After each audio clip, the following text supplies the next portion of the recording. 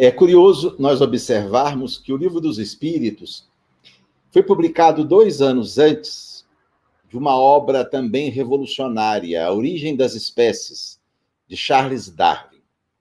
2 obras publicadas num intervalo tão curto de tempo e que foram marcas de novos paradigmas da humanidade. O Livro dos Espíritos marcando uma nova era na filosofia espiritualista. E A Origem das Espécies, uma revolução nas ciências biológicas. Em comum, o conceito de evolução. Teodosius Dobzhansky, um grande geneticista do século passado, ele dizia que nada faz sentido em biologia se não for à luz da evolução. E nós poderíamos dizer, nada faz sentido à luz do espiritismo se não for à luz da evolução. Mas o conceito de evolução para a ciência e para o espiritismo é um conceito diferente.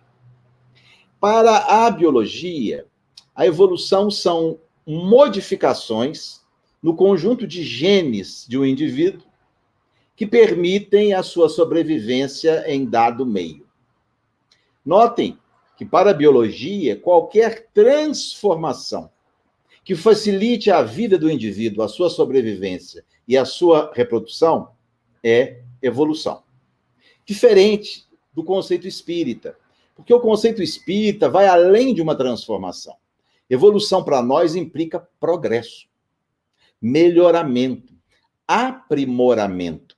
Para a biologia, não. Evolução é apenas transformação, mudança. Tanto que os médicos costumam dizer assim, o paciente do leito tal evoluiu para a morte. Morreu. Sofreu uma transformação.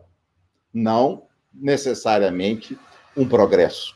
E a biologia tem razão quando não considera a evolução como progresso, porque ela se atém apenas à questão material. E se nós formos examinar apenas o progresso, a evolução material, não faz muito sentido se pensar em aprimoramento, em desenvolvimento. Sabe-se que 99% das espécies que já existiram na Terra desapareceram. Uma espécie de vida terrestre vive, em média, 2 milhões de anos e desaparece. Uma espécie de vida aquática, um pouco mais, 4 milhões de anos. Acredita-se que daqui a 5 bilhões de anos o hidrogênio do Sol vai acabar, o Sol vai explodir e toda a vida que depende dele vai desaparecer. Ora, que progresso é esse que caminha para a extinção total? A gente vê até mesmo algumas espécies que evoluíram sofrendo determinadas involuções. Por exemplo, há um peixe que vive em águas profundas que na sua evolução ele perdeu os olhos. Sim, perdeu os olhos. Isso para ele foi muito interessante, porque o órgão é um órgão muito caro. O olho é um órgão caro para construir e caro para manter.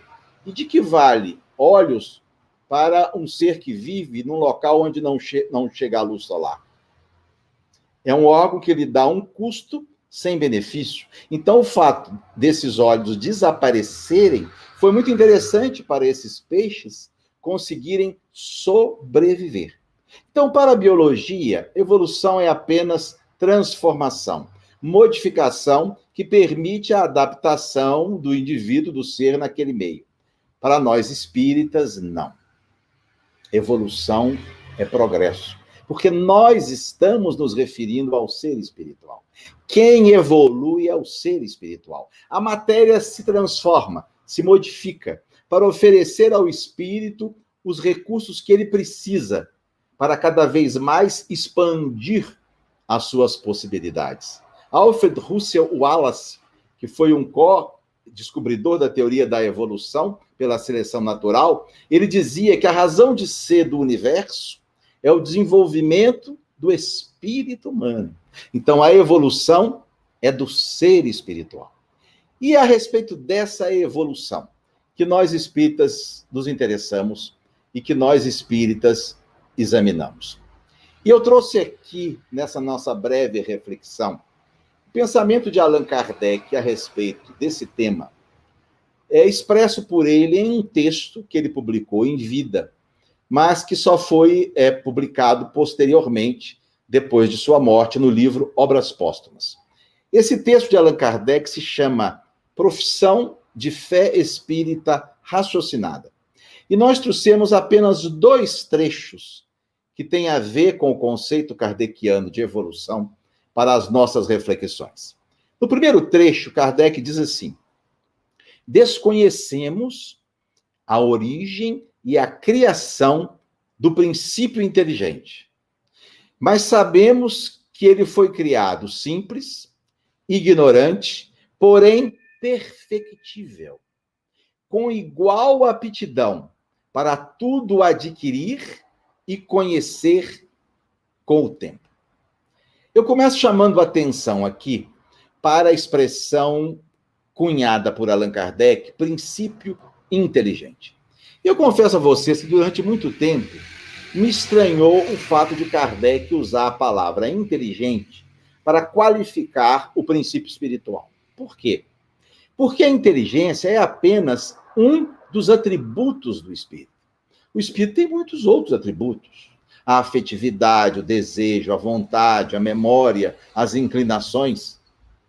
Me parecia mais lógico se Kardec tivesse usado uma outra expressão mais abrangente, por exemplo, princípio consciencial, porque consciência dá a ideia mais ampla de todos os atributos do espírito. Na verdade, esse meu pensamento era por demais simplório. Porque Allan Kardec, quando emprega a palavra inteligência para qualificar o espírito, ele estava se antecipando em 150 anos aos modernos conceitos da psicologia cognitiva. Quando nós pegamos hoje as definições de inteligência que a psicologia positiva nos dá, nós vamos ver como Allan Kardec já apresentava uma ideia profética.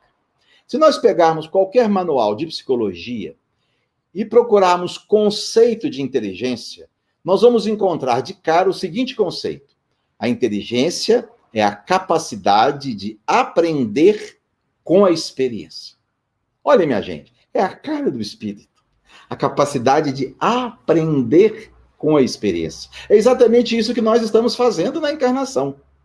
Nós estamos inseridos em um contexto de vida, em um cenário específico, com um corpo particular, com influências ambientais próprias, para quê? Vivemos experiências através das quais nós possamos aprender. É da essência do ser espiritual.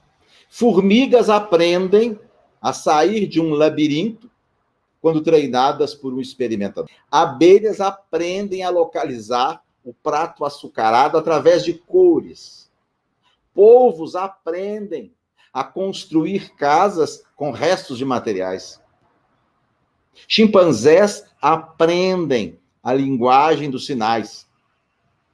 E nós, que temos mais de 60, estamos aprendendo a lidar com essa tecnologia toda.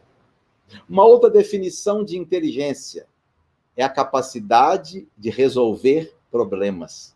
É a cara do espírito. Foi por resolver problemas que nós conseguimos, estamos conseguindo e vamos conseguir mais diminuir a dor, diminuir a fome, diminuir as distâncias através das telecomunicações. É porque nós somos capazes de resolver problemas que enfrentamos tantos desafios. Um outro conceito de inteligência dos manuais de psicologia é a capacidade de se adaptar ao meio e criar coisas úteis. Olhem só, como isso não retrata a essência do espírito, adaptar-se ao meio. Como nós somos capazes de, diante de situações diferentes, criar coisas úteis para nos adaptarmos ao meio. Foi exatamente nos primórdios de nossa história que nós aprendemos, por exemplo, que se nós uníssemos esforços, conseguiríamos muito mais do que se vivêssemos sozinhos. Porque, do ponto de vista anatômico, a nossa espécie é um fiasco. Nós corremos mal, nós saltamos mal, Nós não temos unhas potentes para o ataque, dentes poderosos para a defesa. A nossa infância é a mais frágil e mais longa do reino animal, mas nós somos hoje a espécie mais bem-sucedida do planeta. 7,2 bilhões de exemplares que vivem em todos os ecossistemas, graças a quê? A nossa capacidade de criar coisas úteis, nos adaptando ao meio.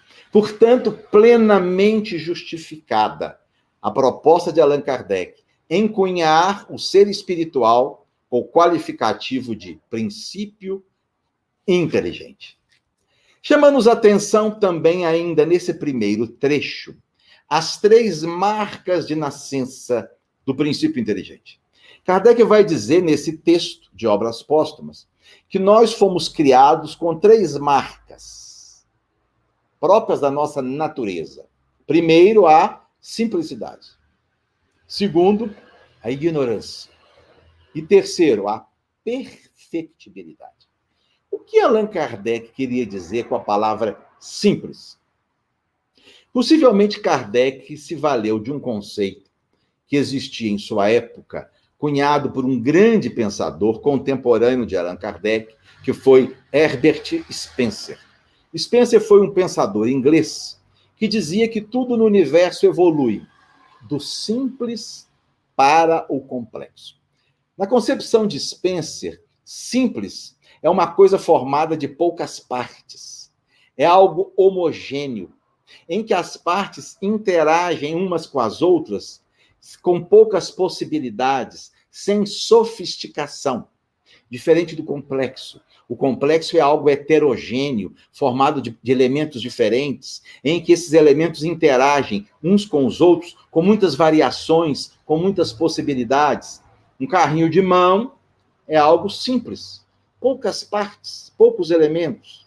Um automóvel é algo complexo, 10.000 peças diferentes. Então, a primeira marca de nascença do princípio inteligente, simples, formado de pouca coisa. Segundo, ignorante.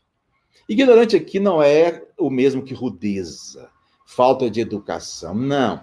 Ignorância como desconhecimento, sem história, sem vivência, algo que começou a existir agora. E, finalmente, a terceira marca de nascença do princípio inteligente, a perfectibilidade. Essa palavra, ela foi utilizada um século antes de Allan Kardec, por Jean-Jacques Rousseau. Rousseau dizia que a perfectibilidade é uma faculdade humana. Mas perfectibilidade para Rousseau não era a capacidade de ser perfeito, porque ele dizia que isso remete a Deus. Perfectibilidade no sentido de se aperfeiçoar, de ser mais, de sair de uma condição inferior e se projetar numa condição superior. Provavelmente Allan Kardec, quando se valeu dessa expressão, perfectibilidade, ele já reproduzia o pensamento de Rousseau. Nós fomos criados simples, com poucas partes, ignorantes, sem história, mas com uma força íntima. A potencialidade de ser mais. Nós somos criados como o menos que possui o mais em si mesmo, como a grande que possui em si a capacidade de um dia se tornar um gigantesco carvalho. E vai dizer Allan Kardec nesse trecho que é essa perfectibilidade que nos dá a todos igual aptidão para tudo conhecer e tudo adquirir com o tempo. Muitas pessoas, na contramão do pensamento espírita, desenvolvem a ideia de que não é possível ir além. Aqueles pessimistas que dizem assim, pau que nasce torto, morre torto. Querendo dizer, eu sou assim mesmo, não tem jeito, eu vou ficar assim. Como a música da novela Gabriela da Globo, eu nasci assim, eu sou sempre assim, vou morrer assim. Isso é um equívoco, minha gente. Nós somos seres fadados a ser mais. Nós fomos criados com o menos que tem o mais implícito em si mesmo. Nós podemos, sim, sempre conseguir algo melhor. Há estudos mostrando estudantes universitários que vão fazer 1 ou 2 anos de intercâmbio em outro país, por exemplo, quando retornam, demonstram em testes de personalidade que se tornaram pessoas mais amáveis, mais solidárias, mais solícitas.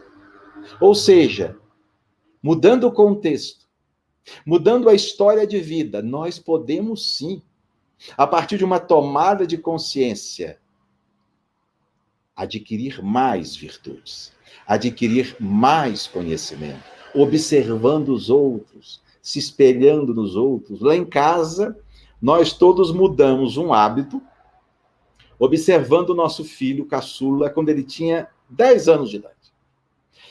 Olha só que interessante, nós chegávamos em casa, no nosso andar, e nós notávamos que o Vitor apertava alguma coisa no elevador. Chegávamos em casa, no nosso andar, ele apertava alguma coisa no elevador. E um dia eu perguntei ao Vitor, mas o que você está apertando no elevador? Nós já chegamos em casa. Disse assim, olha, pai, eu aperto o térreo para que o elevador desça, porque lá embaixo vai ser útil a mais pessoas do que apenas no nosso andar. E hoje já estamos lá em casa, todos nós apertando o térreo. Então, nós somos seres fadados a ser mais. Mas voltando ao texto Profissão de Fé Espírita Raciocinada, do livro Obras Póstumas. Olhem só o que diz Allan Kardec. O aperfeiçoamento do espírito é fruto do seu próprio esforço. Ele avança na razão de sua boa vontade em adquirir as qualidades que lhe faltam. Quero destacar 3 coisas nesse trecho. Primeiro, o aperfeiçoamento é fruto do nosso próprio esforço. Minha gente, isso é profundamente consolador. O nosso aperfeiçoamento não depende de ninguém. Não depende do esforço dos outros. Não depende da iniciativa dos outros. Depende apenas de nós mesmos. Por isso, Emmanuel diz assim, o espírita é livre para fazer o que deve. Nós somos livres para fazer o certo. Ninguém pode nos obrigar a ser desonestos. Ninguém pode nos obrigar a ser irresponsáveis. Ninguém pode nos obrigar a ser negligentes. Não. É o nosso esforço. É a nossa ação é que vai definir o resultado do nosso aperfeiçoamento. Ainda no trecho, chamo atenção para a boa vontade. O aperfeiçoamento do espírito é fruto do seu próprio esforço. Ele avança na razão de sua boa vontade. Emmanuel Kant dizia que a maior de todas as virtudes humanas é a boa vontade, porque é a única virtude que não pode ser deturpada. As outras virtudes podem. A paciência é uma virtude. Paciência demais pode ser confundida com preguiça. A tolerância é uma virtude. Tolerância mal colocada pode se transformar em conivência. A caridade é uma virtude. Uma caridade mal expressa pode induzir o indivíduo à acomodação, à preguiça. A boa vontade não. A boa vontade é sempre boa. E aqui nós precisamos fazer uma diferenciação filosófica entre vontade e desejo. São coisas diferentes. O desejo é um querer projetado para o futuro. É um querer postergado, adiado, diferente da vontade. A vontade é um desejo que se realizou. A vontade é um querer materializado. Fumante que deseja parar de fumar, mas ainda não parou. Ele deseja. Ele quer, mas não decidiu ainda fazer. Está no campo do desejo. Ou então o gordinho que, fazendo uso da sua vontade, perdeu 10 quilos. Aqui já é vontade. Ele materializou o desejo. Ele realizou o seu próprio querer. Nós precisamos sair da dimensão do desejo, que é um querer adiado, que é um querer postergado, e entrarmos na dimensão da vontade. Particularmente no que se refere às boas obras, à assunção de tarefas úteis, ao nosso comprometimento em algo que é belo, que é bom, que é útil, que é nobre, que é justo. Precisamos deixar o querer adiado, programado, e entrarmos na dimensão da vontade, o querer já realizado. Há muitos anos, um grupo de espíritas de Salvador procurou Chico Xavier para ouvir a opinião de Chico a respeito de um projeto que eles estavam pretendendo desenvolver em Salvador. O projeto seria uma instituição para acolher pessoas idosas que não tinham quem cuidasse deles. A semelhança do que Madre Teresa havia criado em Calcutá, um morredouro. Era uma casa para que as pessoas tivessem um final da vida digno. E os espíritas, então, já estavam se reunindo há vários meses, né? E reunião para fazer o estatuto, e reunião para decidir onde seria, e reunião para ver os meios de arrecadar recursos. Só que estava só nas reuniões, e como eles discordavam em algumas coisas, resolveram procurar Chico para colocar diante de Chico as possibilidades e ouvir a opinião dele. E Chico, então, ouviu-os com muita atenção.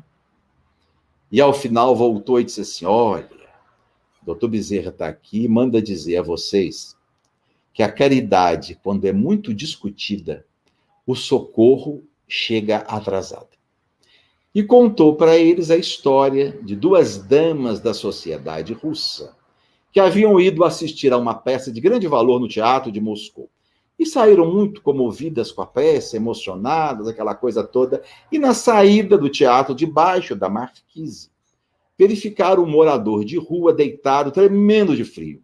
Era um inverno muito rigoroso em Moscou, chovia, nevava. E uma delas, ainda tocada, sensibilizada pelo teatro, pegou do seu casaco para cobrir o mendigo.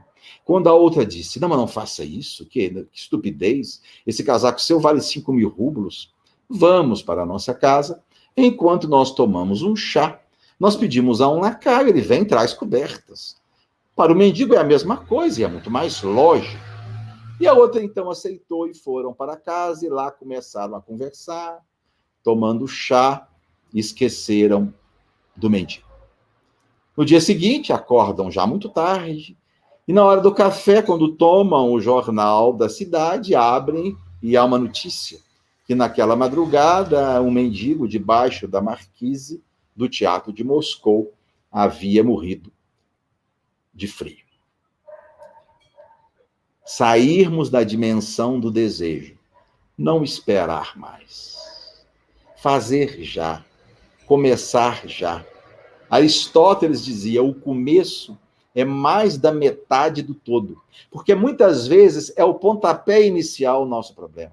Por isso que a marcha mais poderosa de um automóvel é a primeira, porque tem que tirá-lo da inércia.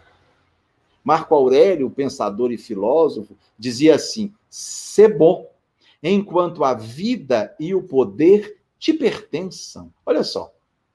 Enquanto a vida física te pertence. Daqui a pouco nós estamos desencarnando.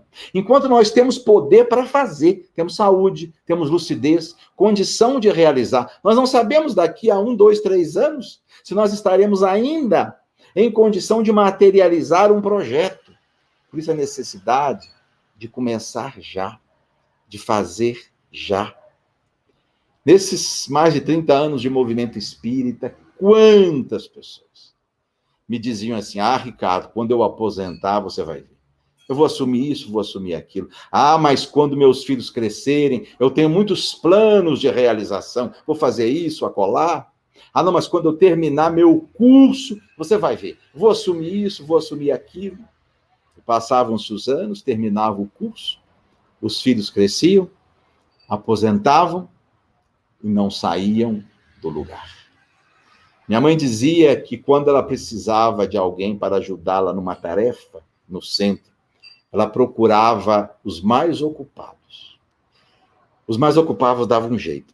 Os desocupados nunca podiam, porque estavam sempre postergando, aguardando, construindo coisas na imaginação, mas que nunca saíam do campo mental.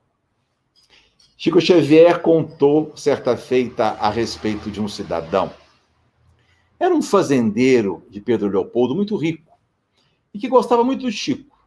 Sempre que encontrava com o Chico, numa farmácia, numa padaria, ele dizia: ô Chico, quero conhecer o seu centro. Eu quero lá fazer uma doação para as suas obras, eu vou. E o Chico: vai sim, fulano, vai sim. Nós vamos recebê-lo muito bem. Mas o cidadão nunca foi. Um dia ele tem um infarto fulminante e morre. Passam-se os meses, Chico está chegando no centro, e quem está lá? Ele, sentadinho na última fila, com um talão de cheque e uma caneta na mão. Aparece Emanuel e ele diz: olha, Chico, eu tenho 2 notícias para lhe dar. Uma boa e uma ruim. Meu irmão, dê logo a boa. Não, a boa é que ele veio aí, ó. Ele não falou que vinha? Pois é, ele veio, tá aí. Não é uma boa notícia? O Chico: é uma boa notícia. E qual a notícia ruim? A notícia ruim é que ele não sabe que morreu. E é você que vai ter que lhe dizer. Mas voltamos ainda uma terceira e última vez ao texto, para examinar o que Allan Kardec vai dizer quando fala em adquirir as qualidades que lhe faltam. O aperfeiçoamento do espírito é fruto do próprio esforço. Ele avança na razão de sua boa vontade em adquirir as qualidades que lhe faltam. Que qualidades são essas que nos faltam?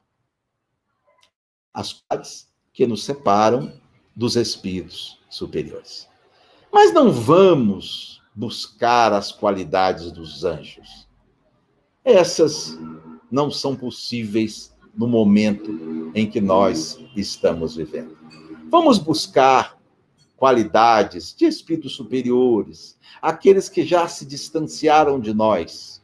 Dr. Jorge Andréa dizia que viver em harmonia a fase evolutiva em que nos encontramos é como ser aceito pela evolução. Entender até aonde podemos ir.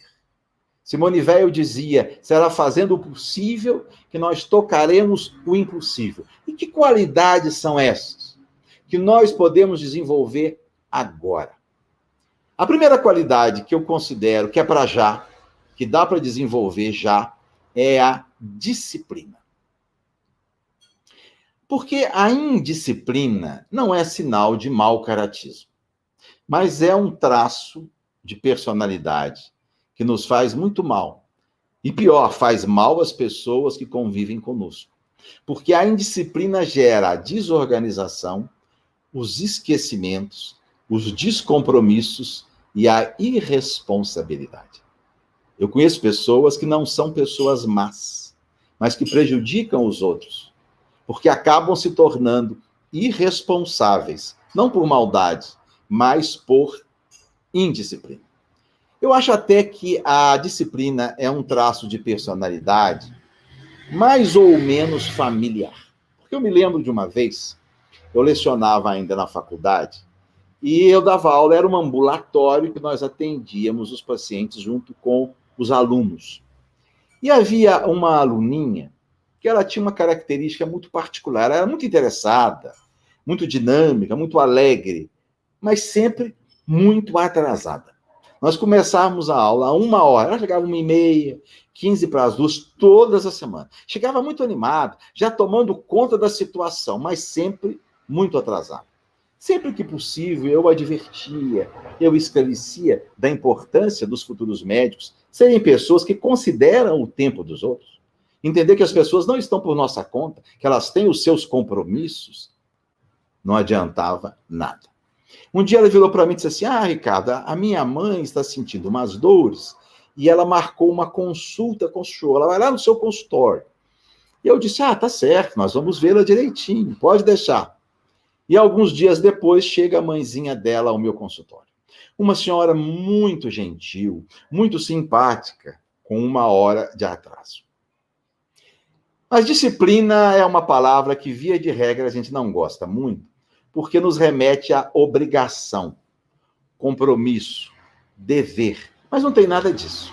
A palavra disciplina nos remete a discípulo. O que é discípulo? É aquele capaz de aprender com um mestre segundo um método. Disciplina é isso, minha gente. É viver de acordo com um método. Se eu quero furar um poço artesiano, eu não vou fazer um buraco em cada lugar diferente a cada dia. Eu vou aprofundar o mesmo buraco todos os dias. Se eu quero perder peso, eu não vou ficar 10 dias sem comer nada. Eu vou reduzir a minha ingesta de uma forma metódica todos os dias. Se eu quero ser campeão de natação, eu não vou treinar 60 dias sem parar, porque eu vou entrar em exaustão. Eu vou treinar algumas horas todos os dias. A questão da disciplina é tão fundamental que no primeiro encontro de Emmanuel com Chico Xavier, todos nós sabemos disso. Quando o Chico lhe pergunta o que eu preciso para ser fiel à tarefa e à confiança que Jesus deposita em mim, a palavra que Emmanuel repetiu 3 vezes foi disciplina. Ou seja, viva com método, de uma forma responsável, de uma forma organizada, de uma forma sistemática. Aí sim, você vai conseguir desenvolver a tarefa que Jesus conta que você assuma. Mas avançando nas qualidades que nos faltam, a primeira é a disciplina. A segunda, na minha avaliação, é o discernimento. É a qualidade do bom senso. A capacidade de nós pensarmos de uma forma lógica, racional. Porque, minha gente, o pensamento mágico é um problema seríssimo e nós temos visto como isso faz mal, particularmente em situações de crise como a que nós vivemos. E como isso faz mal no nosso movimento espírita, em que pessoas vêm com histórias as mais estranhas, as mais absurdas, e muita gente embarca na canoa furada. Por quê? Porque não desenvolveu ainda a capacidade de ter lucidez no pensamento. E isso se desenvolve através da leitura de bons textos, mas também do hábito de pensar. Nós pensamos muito pouco. Nós automatizamos, mecanizamos a nossa vida. É um corre-corre infernal e a gente não tem tempo para interiorizar a nossa vida mental. Falta-nos quietude interior, vida íntima, para que nós possamos, através das boas leituras, textos de autores lúcidos, de autores racionais, nós começarmos a pensar para expandir a capacidade de ajuizar, abrindo a nossa mente para coisas novas. Um dos grandes problemas do pensamento mágico é o misoneísmo, é a fixação no antigo, de achar que só o antigo que serve. Precisamos abrir a nossa mente, porque através da abertura também para o novo, nós vamos ter a capacidade de raciocinar de uma forma melhor. Eu gosto muito da história de uma cidade onde havia uma praça. E nessa praça havia um banco em que ninguém podia sentar-se. E ficava até um guarda por ali, porque ali não podia sentar. E uma vez um cidadão, que havia se mudado recentemente para aquela localidade, quis se sentar naquele banco e o guarda, olha, não pode. Ele perguntou, mas por que, guarda? Por que eu não posso? Não, eu não sei dizer por quê. Eu sei que não pode, nesse banco não pode. O senhor tem tantos bancos para sentar, senta nos outros, esse não pode. Mas ele queria entender por quê. O guarda não sabia dizer. Foi o delegado, olha, meu filho, eu também não sei, eu sou novo aqui. Desde que eu cheguei aqui, já me disseram que naquele banco não pode sentar. Não sei, converse com o juiz, talvez o juiz saiba. E ele foi ao juiz, o juiz também não sabia. E foi ao prefeito, o prefeito também não sabia. E ele foi pesquisar, então, na história daquela cidade. E ele descobriu que 100 anos antes, quando aquela praça foi reformada, pintaram aquele banco, alguém colocou uma placa. Não se sente tinta fresca. Nós precisamos nos libertar de certas maneiras equivocadas de pensar, de embarcar na canoa furada, de falsos ídolos, de falsos magos, que vêm com histórias, com argumentos absurdos, e ajuizarmos se realmente aquilo que nós estamos ouvindo, aquilo que nós estamos lendo, satisfaz a razão, bate com o pensamento lógico, sereno de Allan Kardec, que foi o bom senso encarnado. Mas avançando em nossas reflexões, se a primeira qualidade que nós podemos desenvolver já é a disciplina, se a segunda é o discernimento, há uma terceira, o respeito. A palavra respeito é a conjunção de dois termos. O termo ré, que significa de novo, e o termo spectus, que significa ver.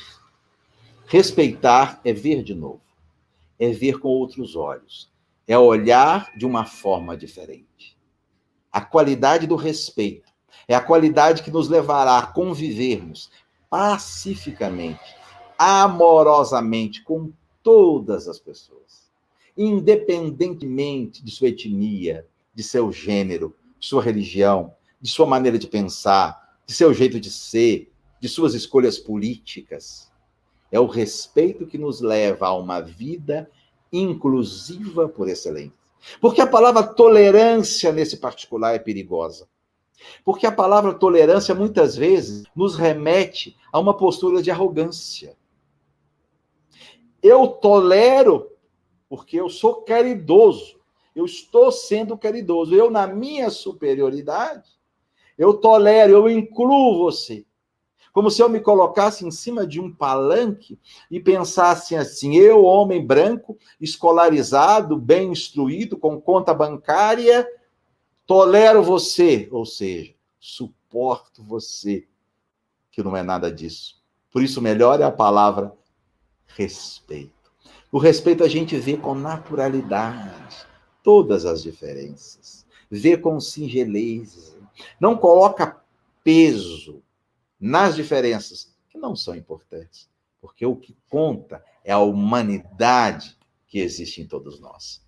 Eu estou convencido que é a virtude que mais nos diferencia dos espíritos superiores, o respeito. Os espíritos superiores olham para nós de uma forma diferente. A gente vê esse respeito em Chico Xavier. Certa feita, um cidadão o procurou e disse, Chico, meu problema é que eu não acredito em Deus. Qualquer um de nós ia tentar lançar mão de argumentos filosóficos, teológicos, para convencê-lo de que Deus existe. E o que Chico disse? Não faz mal não, meu filho. O importante é que Deus acredite em você. Em outra oportunidade, uma senhora do centro levou até o Chico o marido dela, para apresentar. Disse assim, Chico, eu quero lhe apresentar o homem mais honesto do mundo. Um marido exemplar, um pai exemplar, um homem de bem. Só tem um defeito, Chico. Não é espírito. Conta-se que Chico voltou e disse, mas minha irmã, se ele já é isso tudo para que ser espírito? Deixa como tá, não mexe não, pode piorar. E eu me lembro de Dom Helder Câmara. Certa feita ele deveria rezar uma missa na igreja matriz no Recife, mas não aparecia. E já os bispos, os padres, as autoridades civis preocupadas, quando chega ele caminhando muito calmamente, e um padre se aproxima, Dom Helder, estávamos preocupados, o que houve com o senhor? Ele disse, não, nada, estava muito quente. E eu resolvi vir caminhando. Mas ali na rua tal, eu percebi que alguns irmãos nossos, umbandistas, preparavam o seu culto. Eu então entrei para dar-lhes um abraço. Eles pediram que eu os abençoasse, eu os abençoei. Eu aproveitei e pedi que eles me abençoassem também. Eles me abençoaram. Conversamos um pouquinho e aqui estou eu. E quando o padre disse, mas o senhor, Dom Helder, o senhor participando de uma reunião de Umbanda, disse, mas eu respeito muito os nossos irmãos umbandistas. Dão um duro para receber o Espírito. Suam, choram, gemem. Nós recebemos o Espírito de uma forma tão mais simples. Em outra oportunidade, um padre escreveu duras críticas a Dom Helder, dizendo que torcia para que ele fosse pego pelos bandidos para parar de ficar defendendo o criminoso. Então os outros padres foram até ele, Dom Helder, o senhor tem que admoestá-lo, o senhor tem que puni-lo, não pode fazer isso com o senhor. E conta-se então que Helder Câmara voltou e disse, não. Nós temos que aprender a conviver com as opiniões diferentes que as pessoas têm a nosso respeito. Disso que ele me acusa,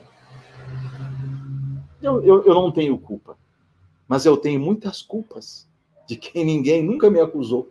Eu então aceito as culpas que eu não tenho, para que Deus me perdoe as culpas que eu tenho.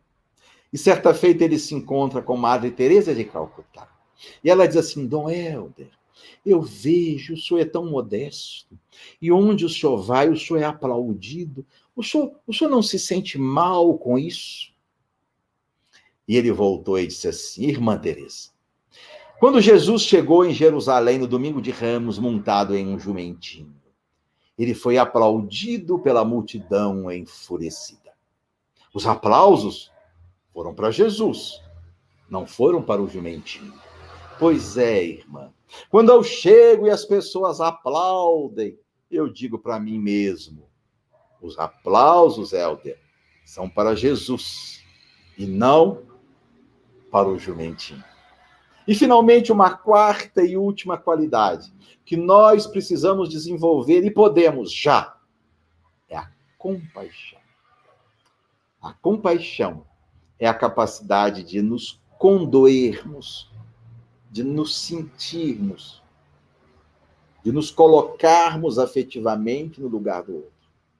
E, ao sentir a sua dor, nos mobilizarmos no sentido de auxiliá-lo. Porque nós não somos responsáveis por todas as dores do mundo, mas nós somos responsáveis por todas as dores que se aproximam de nós.